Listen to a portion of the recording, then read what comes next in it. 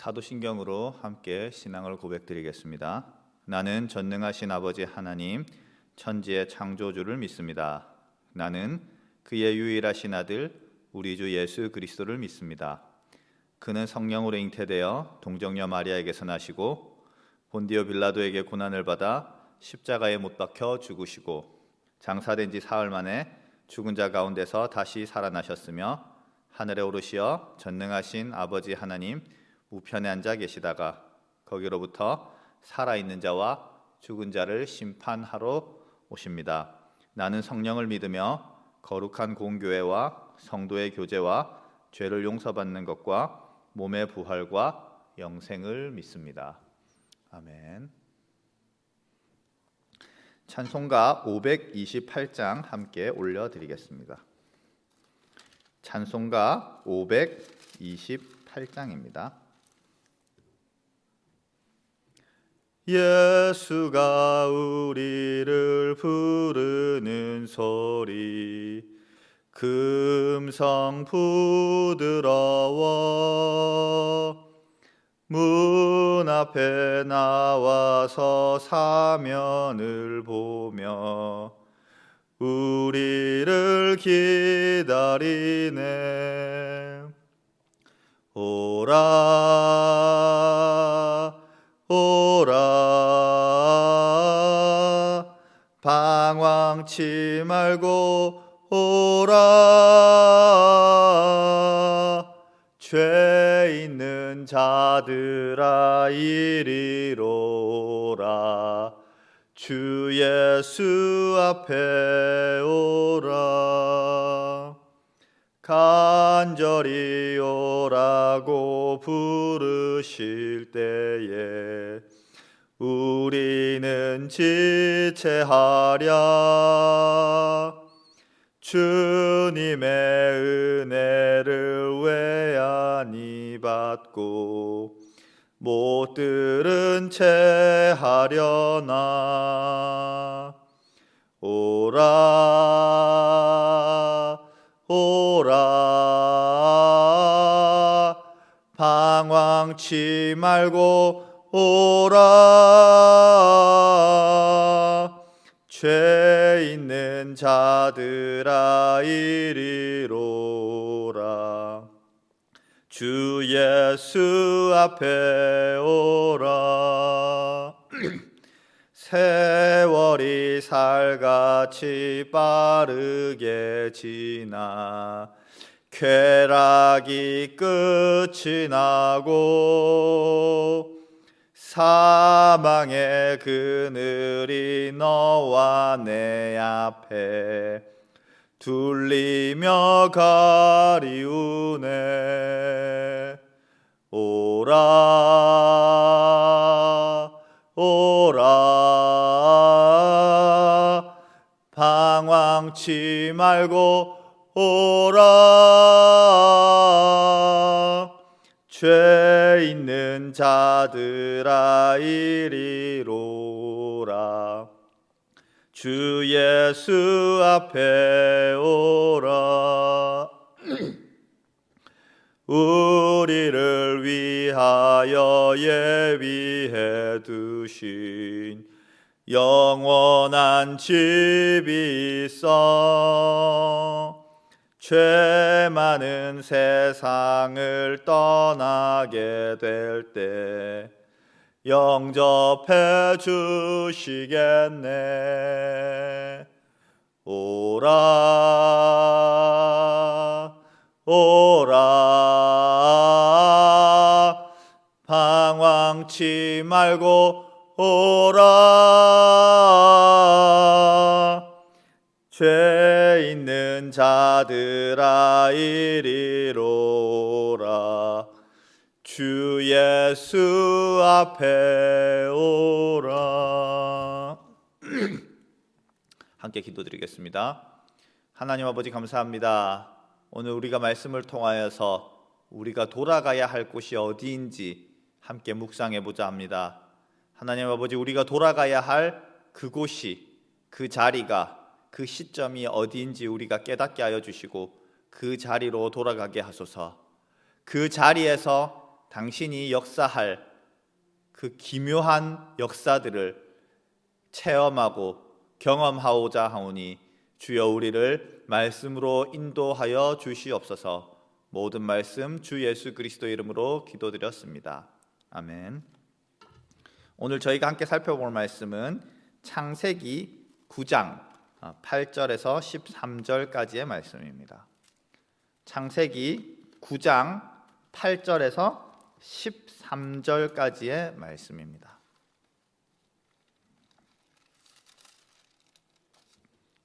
모두 찾으신 줄 알고 제가 봉독하겠습니다. 하나님이 노아와 그와 함께한 아들들에게 말씀하여 이르시되 내가 내 언약을 너희와 너희 후손과 너희와 함께한 모든 생물 곧 너희와 함께한 새와 가축과 땅의 모든 생물에게 세우리니 방주에서 나온 모든 것 곧 땅의 모든 짐승에게니라. 내가 너희와 언약을 세우리니 다시는 모든 생물을 홍수로 멸하지 아니할 것이라. 땅을 멸할 홍수가 다시 있지 아니하리라. 하나님이 이르시되 내가 나와 너희와 및 너희와 함께하는 모든 생물 사이에 대대로 영원히 세우는 언약의 증거는 이것이니라. 내가 내 무지개를 구름 속에 두었나니 이것이 나와 세상 사이의 언약의 증거니라. 아멘.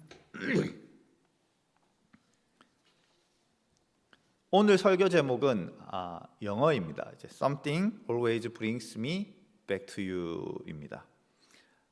이는 이 사라 바렐리스라는 가수가 부른 이 그래비티라는 노래의 가사 일부입니다.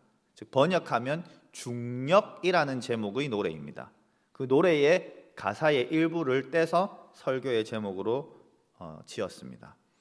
그 가사의 내용은 다음과 같습니다. 어떤 여인이 헤어진 남자를 떠나고 싶어 합니다. 그런데도 자꾸 뭔가가 그녀를 그에게로 돌려놓는 겁니다. 자기도 모르게 자꾸 그 남자를 찾게 되고 돌아가게 되는 거죠. 계속해서 헤어지기 이전에 원래 있었던 자리로 돌아가게 되는 현상을 중력에 빗대어서 표현한 것이죠. 이 노래를 이제 한국에서 전소현이라는 가수가 부를 때 저는 듣게 되었습니다. 그런데 저는 이 노래를 들으면서 이 사라 바렐리스 또는 이 전소현 씨의 감정에 이입하기보다 이 중력이란 무엇인가, 이 중력에 대해서 깊이 사색하게 되었습니다. 계속해서 원점으로 돌려놓는 힘, 즉 중력은 거부할 수 없는 힘이죠. 왜냐하면 이 중력이란 지구를 지배하는 힘이기 때문입니다. 따라서 이 원점에 대해서 묵상하는 것, 원점에 대한 묵상은 이 세상의 법칙과 흐름에 대한 바로 묵상인 겁니다. 세상의 법칙과 흐름에 부합하는 인생이란 무엇인가를 사색하는 거라는 거죠. 쉽게 말해서 원점에 대해서 사색하는 것은 가장 우리에게 자연스러운 삶의 방식이 무엇인가 고민하는 겁니다. 그래서 원점에 대해서 묵상하면서 오늘은 은혜를 한번 나누어 보려고 합니다. 우리의 인생의 본질, 우리에게 가장 자연스럽고 우리에게 가장 적합한 삶이란 어떤 것인가를 깨닫게 되기를 기대하면서 말이죠. 오늘 본문은 노아의 홍수가 끝난 직후의 장면을 묘사하고 있습니다. 하나님께서 이 홍수를 통하여 이전의 모든 것들을 정리하시고 새로운 출발을 하는 장면이죠. 이 장면이 가지는 이해를 정확하게 이해하기 위해서는 홍수로 인하여 발생했던 이전의 과정을 살펴보아야 합니다. 노아의 홍수가 일어난 이후에 발생한 현상이 있습니다. 하나님께서 창조하실 때 그어 놓으셨던 경계선들이 다 허물어져 버립니다. 바로 하나님 나라의 질서, 이 분리와 구획의 질서가 무력해지는 거죠. 7장 10절을 우리가 함께 살펴보면 좋겠습니다. 7일 후에 홍수가 땅에 덮이니. 이어서 7장 19절을 한번 살펴볼까요? 물이 땅에 더욱 넘침에 천하의 높은 산이 다 잠겼더니. 홍수로 인하여 물이 이 땅을 완전히 덮어버린 장면을 묘사하고 있습니다. 창세기 1장에서 하나님께서 무엇을 하셨죠? 물을 한 지점으로 모으시고 뭇을 물으로부터 구분하셨습니다. 즉 땅과 물 사이를 분리하고 그 사이에 경계선을 그으셨던 거죠. 그런데 홍수로 인하여 이러한 경계선이 다 무너져 버린 겁니다. 분리되었던 물과 물의 경계선이 허물어져 버린 겁니다. 물을 뭇에서 분리하시고 구분하시기 이전의 상태, 즉 하나님이 창조의 역사를 시작하기 이전의 상태로 회귀해 버린 겁니다. 이처럼 이 분리와 구획의 질서가 무력화된 장면이 하나 더 있습니다.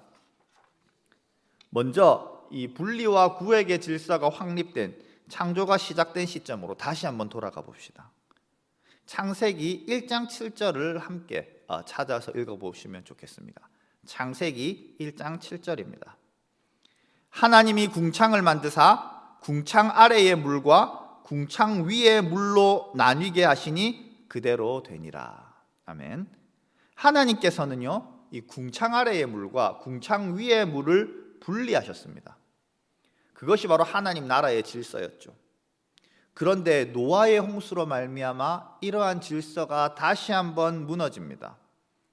노아의 홍수를 이 묘사하고 있는 성경 구절 하나를 제가 읽어드리죠. 하박국 2장 14절입니다. 이는 물이 바다를 덮음 같이 여호와의 영광을 인정하는 것이 세상에 가득함이니라. 한 번 더 읽어드리겠습니다. 이는 물이 바다를 덮음 같이 여호와의 영광을 인정하는 것이 세상에 가득함이니라. 아멘. 자, 하박국은요, 노아의 홍수를 어떻게 묘사합니까? 물이 바다를 덮어버렸다고 설명합니다. 여기서 물이라 함은 이 궁창 위의 물을 의미합니다. 그리고 바다는 궁창 아래의 물을 의미합니다.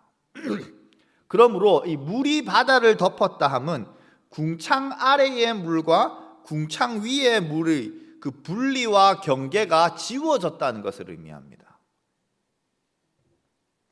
궁창 위의 물, 즉 하늘의 창문이 열리면서 궁창 위의 물이 다 쏟아져서 궁창 아래의 물과 뒤섞여 버린 바로 그 장면을 묘사하는 겁니다. 궁창 위의 물과 궁창 아래의 물을 분리하기 이전의 상태로 회귀해 버렸다는 것을 의미하는 거죠. 하나님께서 창조 사역을 시작하기 이전의 상태로 회개했음을 다시 한번 강조하고 있는 바로 본문입니다. 완전히 원점으로 되돌아와 버린 거죠. 그리고 홍수로 말미암아 일어난 가장 비참한 결과는 지면에 있는 모든 생명이 심판을 받은 것입니다. 노아의 방주에 탄 노아의 가족들과 짐승들 이외에 모든 생명체가 죽어버렸습니다. 창세기 7장 21절에서 23절을 읽어드리겠습니다. 땅 위에 움직이는 생물이 다 죽었으니 곧 새와 가축과 들짐승과 땅에 기는 모든 것과 모든 사람이라. 육지에 있어 그 코에 생명의 기운의 숨이 있는 것은 다 죽었더라. 지면의 모든 생물을 쓸어버리시니 곧 사람과 가축과 기는 것과 공중의 새까지라. 이들은 땅에서 쓸어버림을 당하였으되 오직 노아와 그와 함께 방주에 있던 자들만 남았더라. 아멘. 자, 이것 또한 마찬가지로 창조 상태, 창조 사역 이전의 상태로 복귀한 겁니다. 하나님께서 창조 사역을 하시기 이전에 아무것도 살지 않던 그 상태로 회귀해 버린 겁니다. 이처럼 성경은 이 노아의 홍수를 한 가지 특징으로 묘사하고 있습니다. 노아의 홍수는 모든 것을 원점으로 되돌리고 있다는 사실을 말입니다. 오늘 본문으로 돌아와 보죠. 이 본문은 노아의 홍수로 인해서 원점으로 돌아온 상태, 그 이후에 새롭게 출발하는 장면을 묘사합니다. 9장 7절을 읽어드리겠습니다. 너희는 생육하고 번성하며 땅에 가득하여 그 중에 번성하라 하셨더라. 자, 이 명령, 생육하고 번성하라는 그 명령을 누구에게 하셨는지, 언제 하셨는지 혹시 기억하십니까? 창세기 1장 27절에서 28절을 제가 읽어드리죠. 하나님이 자기 형상 곧 하나님의 형상대로 사람을 창조하시되 남자와 여자를 창조하시고 하나님이 그들에게 복을 주시며 하나님이 그들에게 이르시되 생육하고 번성하여 땅에 충만하라. 땅을 정복하라. 바다의 물고기와 하늘의 새와 땅에 움직이는 모든 생물을 다스리리라 하시니라. 바로 하나님께서 창조 사역을 마치신 후에, 사람을 다 짓고 마지막 창조 사역을 하신 후에 아담과 하와에게 하신 명령입니다. 즉 오늘 본문, 노아에게 생육하고 번성하라고 한 그 본문의 장면은 한 가지를 시사하는 겁니다. 모든 것을 창조하시고 아담과 하와에게 명령하시던 그 시점으로 돌아왔다는 겁니다. 이 세상이. 앞선 내용과 연결해서 말씀드린다면요, 하나님께서는 모든 것을 원점으로 돌려놓으신 후에 새롭게 노아와 시작하고 계신다는 거죠. 부연 설명드리면요, 인류가 타락하면서 모든 것이 어그러지기 시작했습니다. 노아의 시대에 이르러서는 어떻게 고쳐볼 수 없을 정도로 세상과 인간이 망가져가고 있었습니다. 그래서 하나님께서는 모든 것을 정리해 버리시고 아무것도 없었던 원점으로 새롭게 돌아와서 새롭게 시작하고 계신 겁니다. 이어서 하나님께서는 세상과 언약을 세우십니다. 본문의 13절을 읽어드리겠습니다. 내가 내 무지개를 구름 속에 두었나니 이것이 나와 세상 사이의 언약의 증거니라. 언약의 증거로 무지개를 삼으셨습니다. 언약의 내용은 11절을 보시면 아시듯이 11절의 내용이 그 자체입니다. 다시는 물로 심판하지 아니하실 것이라는 약속이죠. 무지개는요, 레인보우입니다. 언약의 표징인 무지개를 영어로 레인보우인데요, 비를 의미하는 레인과 화를 의미하는 보우가 결합된 단어입니다. 히브리어로 이는 어떻게 표현되냐면 퀘세트인데요, 이는 역시 화를 의미합니다. 하나님께서는 세상을 향한 화를 걸어두셨다는 거죠. 다시 말해서 더 이상 물로 심판하지 않으시겠다고 약속하시는 겁니다. 바꿔 말하면 동일한 방식으로 세상은 망가지지 않을 거라는 겁니다. 여태까지 내용을 요약하면 다음과 같습니다. 하나님께서는 모든 것을 원점으로 돌리신 후에 새롭게 시작하십니다. 그리고 다시 심판하지 않겠다고 하십니다. 노아 홍수 사건은 우리에게, 어그러진 삶의 모습을 직면한 우리에게 한 가지 해결책을 제시하고 있습니다. 원점으로 돌아가라는 겁니다. 그러면 회복이 시작될 거라는 겁니다. 그리고 다시는 동일한 방식으로 당신의 삶이 망가지지 않을 거라고 이야기하는 겁니다. 이러한 진리는 우리에게 원점이 무엇인지, 원점에 대해서 사유할 것을 촉구합니다.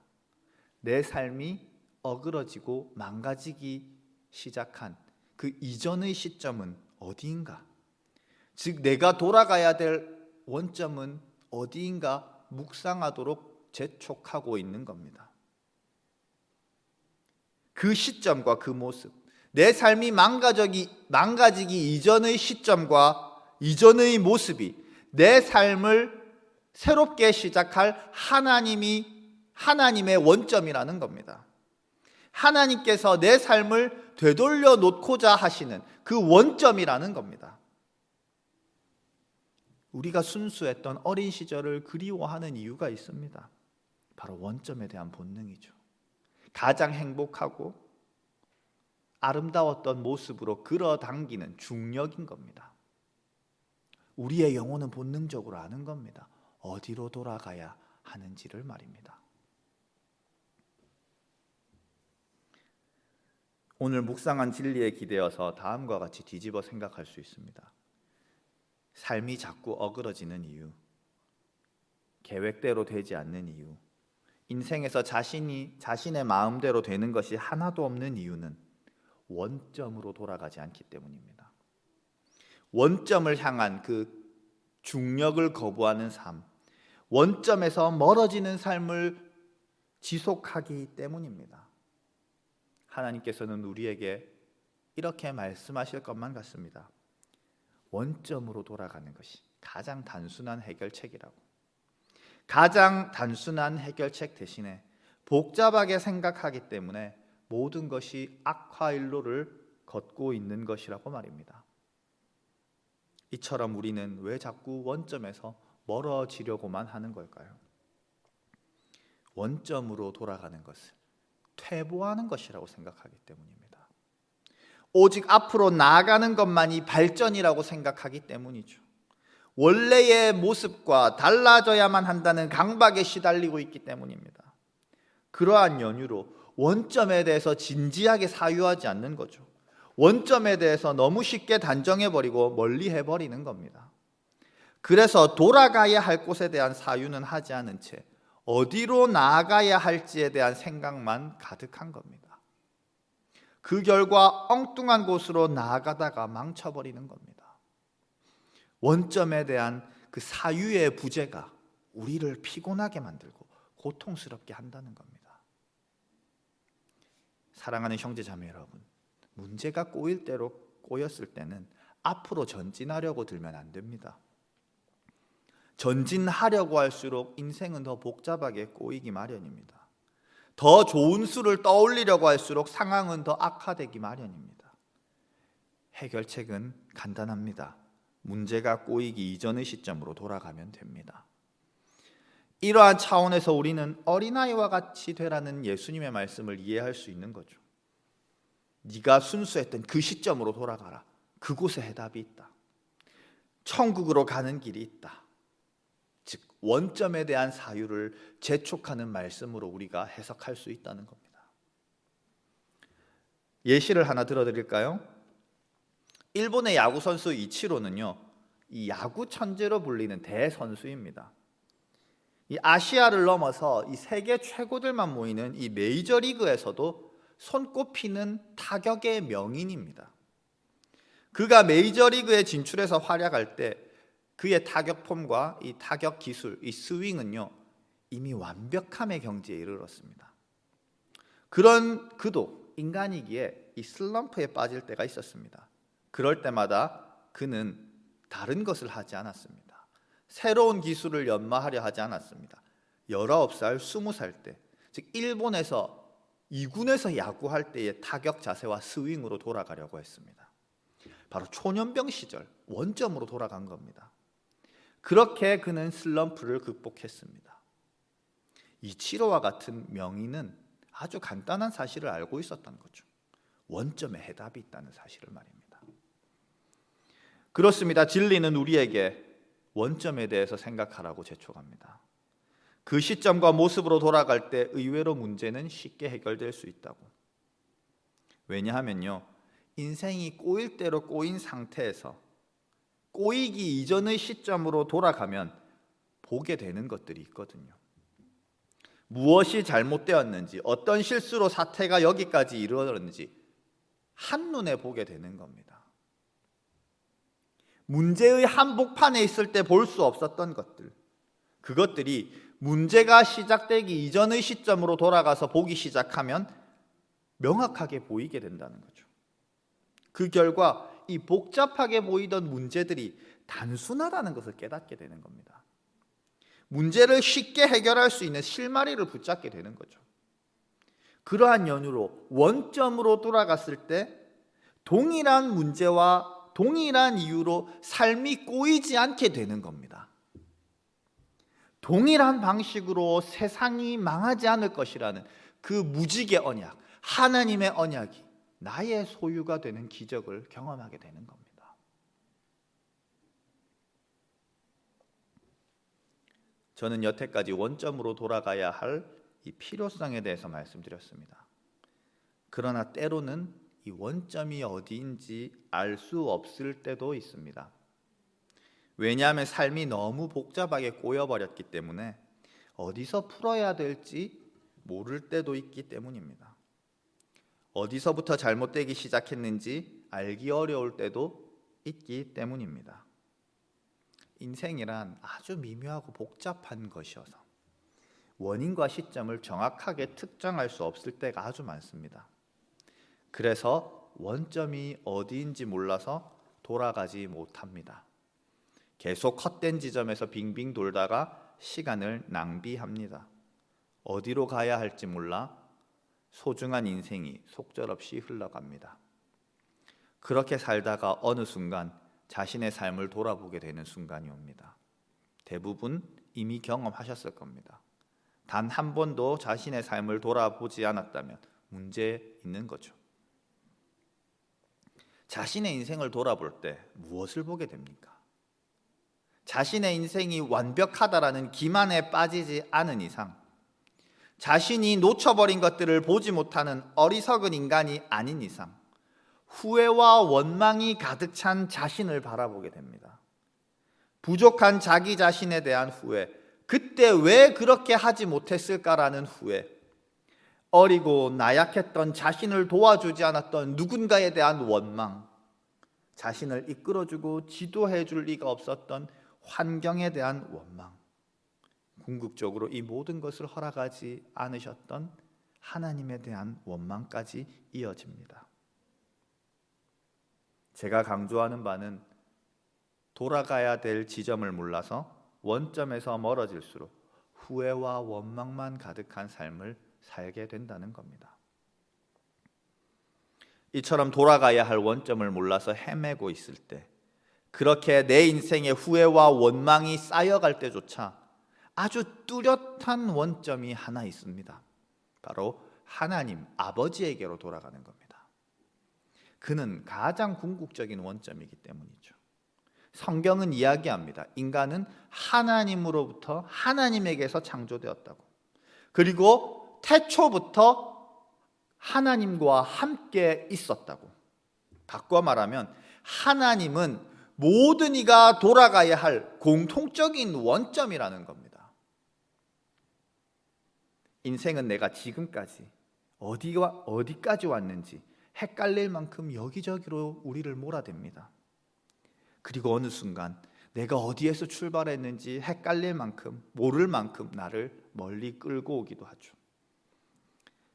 이와 같은 여전히 미로와 같은 인생 속에서도 하나님으로 돌아가야 한다는 사실 하나가 분명하다는 겁니다.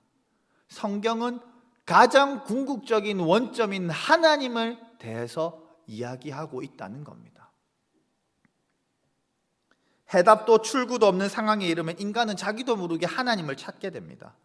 믿지 않는 이도 신을 찾을진데 우리야 오죽하겠습니까? 우리의 영혼은 본능적으로 아는 겁니다. 우리가 돌아가야 할 원점이 어디인지를, 가장 위급할 때 그 원점을 찾는 겁니다. 세상의 중력은 이 원점인 하나님에게서부터 우리를 멀리 떼어놓으려고 합니다. 그러나 은혜의 중력은 우리를 다시 하나님에게로 돌려놓으려고 하는 겁니다. 그래서 자기도 모르게 하나님을 찾는 겁니다. 서두에서 살펴보았던 그 노래 가사가 우리에게 그대로 적용됩니다. Something always brings me back to you. 무언가가 우리를 하나님이라는 원점으로 끌어당긴다는 거죠. 사랑하는 형제자매 여러분, 하나님에게로 돌아가십시오.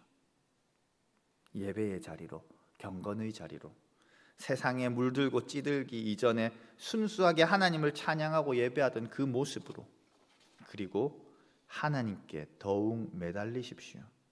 그의 음성이 들리는 말씀의 자리로, 그가 찾아오시는 기도의 자리로 나아가십시오. 인생이 위급한 상황에 몰릴수록 하나님으로 끌어당기는 겁니다. 바로 우리를 계속해서 하나님이라는 원점으로 돌려놓는 무언가는 그 인생의 위급한 순간이었던 겁니다. 그 인생의 위급한 순간은 나를 망치려는 힘이 아니라 원점인 하나님에게로 돌려놓는 중력, 은혜의 중력이었던 겁니다. 그것을 깨닫고 우리는 하나님이라는 원점으로 돌아가기를 힘써야 한다는 겁니다. 인생의 신호는 우리에게 계속해서 말하고 있는 겁니다. 돌아가야 할 원점이 어디인지를 말이죠. 지금 당신이 얼마나 하나님으로부터 멀리 있는지 돌아보고 당신의 삶과 위치를 하나님과 가깝게 재조정하라고 말씀드리는 겁니다.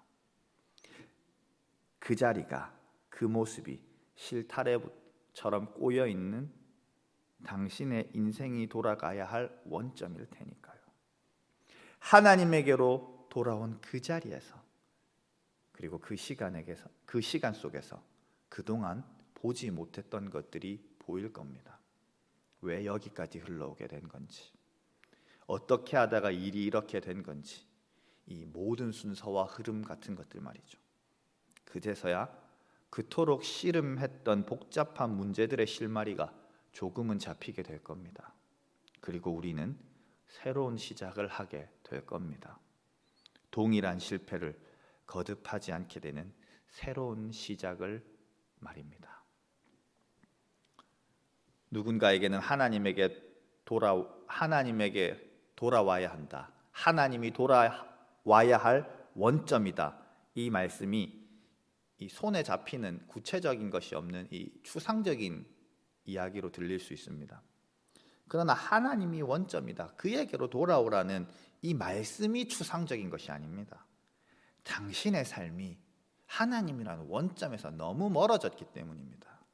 원점이신 하나님이 까마득하게 여겨질 정도로 멀어진 당신의 위치 때문에 그 말이 추상적으로 느껴지는 겁니다. 당신이 원점에서 너무 멀어져서 그런 것이지 실체가 없는 말이 아니라는 겁니다. 하나님에게 가까이 있는 이들은 잘 아실 겁니다. 문제 한복판에서 보지 못했던 이 사태의 원인이 무엇인지 알게 된다는 그 말의 의미를 말이죠.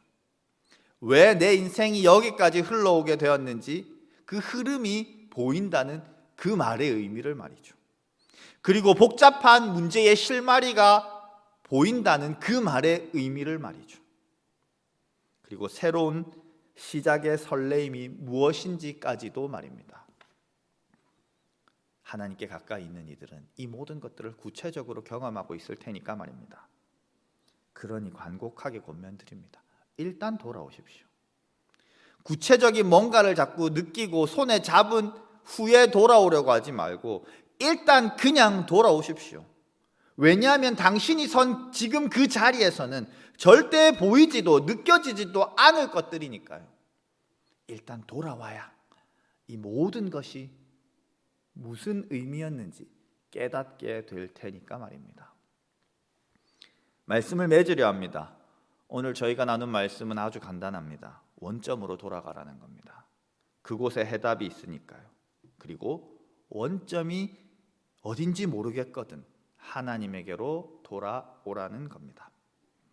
마지막으로 제 경험을 짧게 나누고 마치겠습니다. 저는 영국에 있는 대학원 2군데를 이미 합격 통지서를 받아놓고 강원도 태백에 있는 예수원을 찾아갔습니다. 그때까지도 이 유학이 하나님이 원하시는 결정인지 확신할 수 없었기 때문이죠. 그래서 확답을 구하러 이 추운 겨울에 그 먼 곳까지 찾아 올라갔습니다. 그곳에서 이 저녁 시간에는 어떤 특별한 순서 없이 인도자가 말씀만 읽고 자리를 비우는 순서가 있습니다. 그 순간에 그 자리에 함께 모여있는 이들이 끌리는 대로, 즉 성령이 이끄시는 대로 진행되는 순서였기 때문입니다. 그런데 이제 한 사람씩 나와서 이제 자기 사연을 털어놓고 그리고 중보기도를 요청하는 그런 모임이 이루어지기 시작했습니다. 그분들이 여기를 찾아온 사연을 가만히 듣고자 하니 정말 이 세상에는 마음 아픈 사람들이 많구나 깨닫게 되더군요. 그 자리에서 얻은 확신은 하나였습니다. 유학을 가야 되냐 말아야 되냐 되는 응답이 아니었습니다. 하나님이 저에게 하시는 음성은 다음과 같은 것이었죠. 영국이든 한국이든 중요하지 않다. 마음 아픈 이들 옆에 있으라는 겁니다. 지금 보고 있지 않느냐? 마음 아픈 이들. 그곳에 있는 것이 너의 사역이다. 영국이든 한국이든 중요하지 않다. 마음 아픈 이들을 찾아가 옆에 있으라는 거죠. 제가 돌아가야 할 원점은 결국 마음 아픈 이들의 곁이었던 겁니다. 어느 정도는 원점으로 돌아온 것 같습니다. 교회에 그리고 우리 청년부에 이렇게 마음 아픈 친구들이 많은지 몰랐기 때문이거든요. 사랑하는 형제 자매 여러분, 당신들이 돌아가야 할 원점은 어디입니까? 이 시간에 한 가지 소망을 품고 찬양했으면 좋겠습니다. 원점으로 돌아가게 하소서. 그리고 하나님이라는 원점으로 돌아가게 하소서라는 소망을 가지고 말입니다. 찬송가 528장을 다시 한번 고백드리고 오후 예배를 마치도록 하겠습니다. 찬송가 527장 함께 고백드리겠습니다.